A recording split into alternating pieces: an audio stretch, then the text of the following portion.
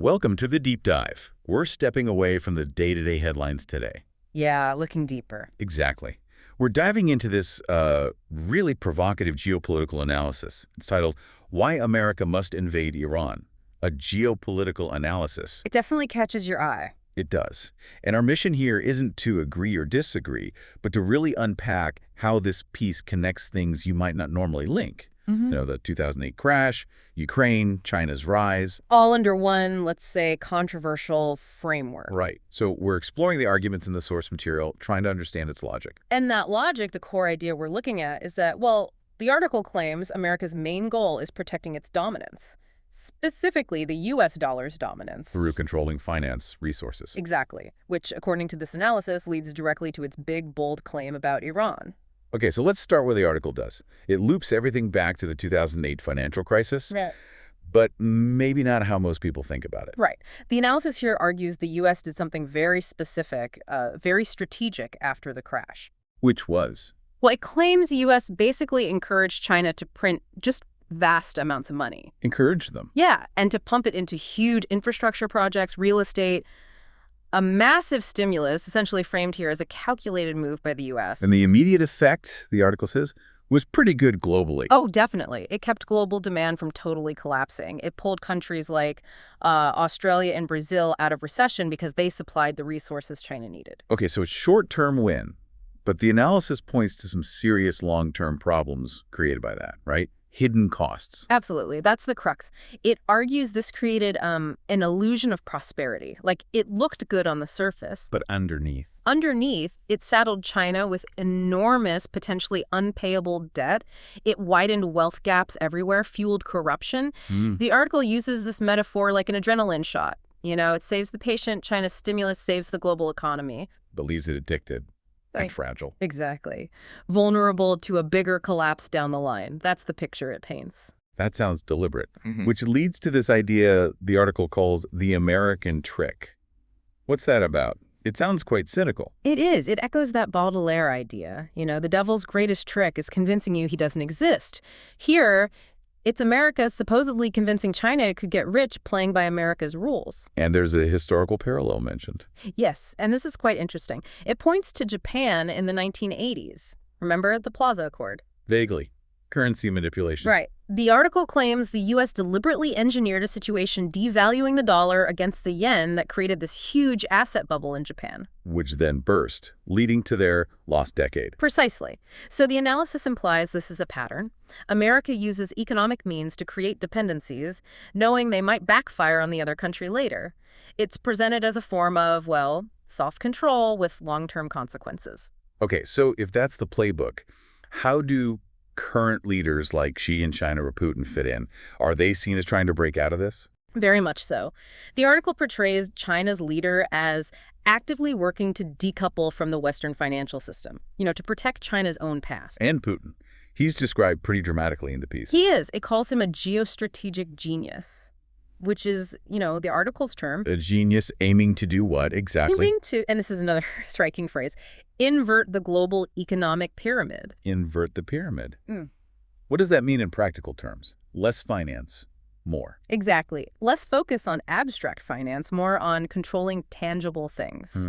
Real resources, energy, food, metals, the stuff you actually need. Making physical commodities the real source of power. That's the idea presented, and from that perspective, the article frames the invasion of Ukraine. As a resource grab. Essentially, yes, an attempt to control a huge chunk, like a third of the world's carbohydrate exports, plus key energy pipelines into Europe.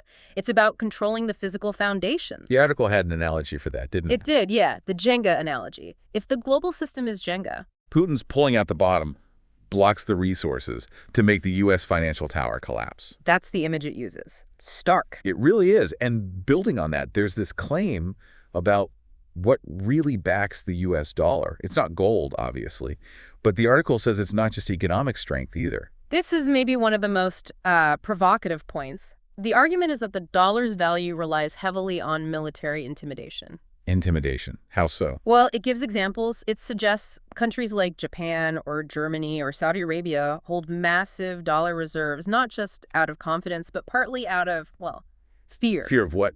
economic consequences? Or fear of U.S. military power, according Yeah. to this analysis. Fear of what happens if they don't play along with the dollar system. So the dollar as a projection of military might. That's the core argument. And if that's true, what does the article say America needs to do now, especially after things like Ukraine, to make that threat credible again? The conclusion it draws is stark. It argues America needs a major visible military victory to sort of reestablish that fear factor, that credibility. Which leads us right to the title of the analysis. Why Iran specifically? Why is that the target in this alleged grand strategy?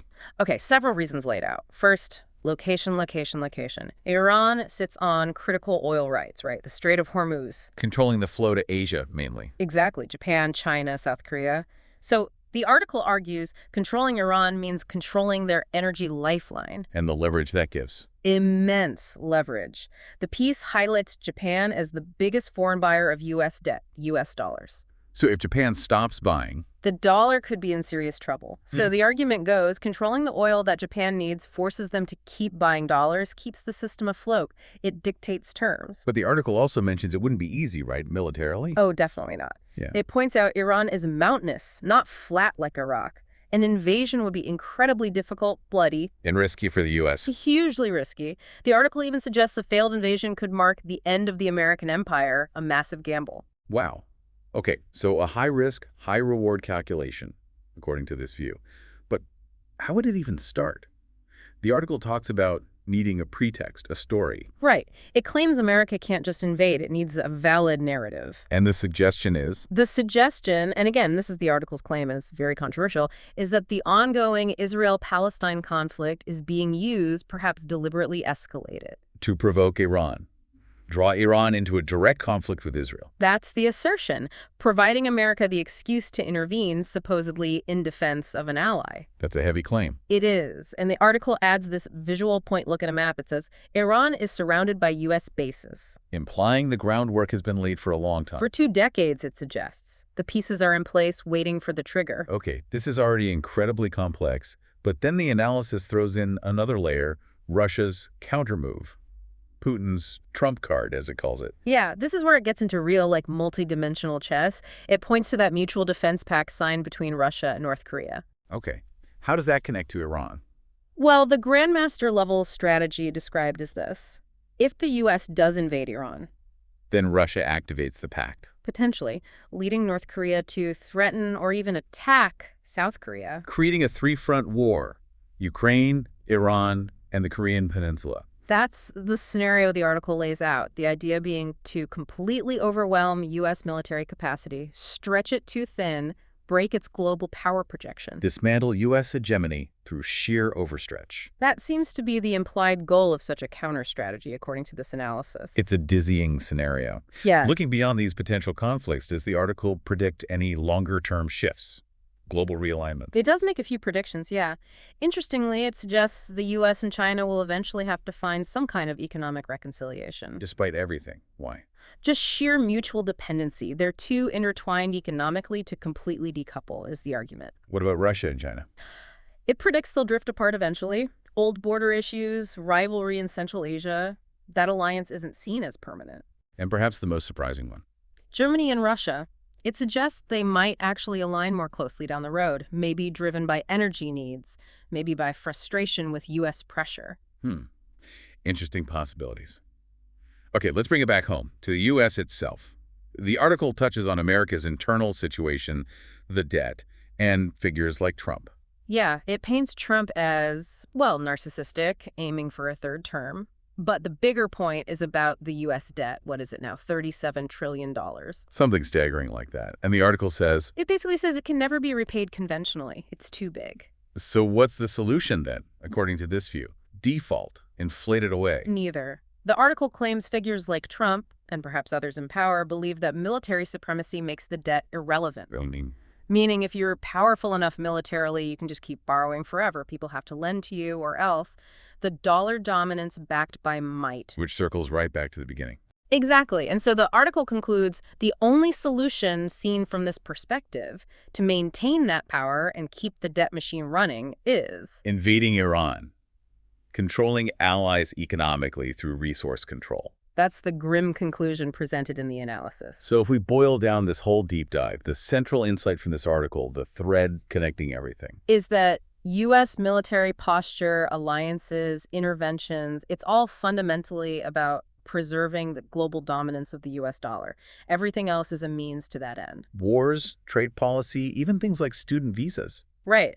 The article suggests they aren't separate issues. They're all levers in this massive high-stakes game to maintain financial control, backed ultimately by military power. It's a very specific and, for many, probably unsettling way to view world events. Definitely provocative.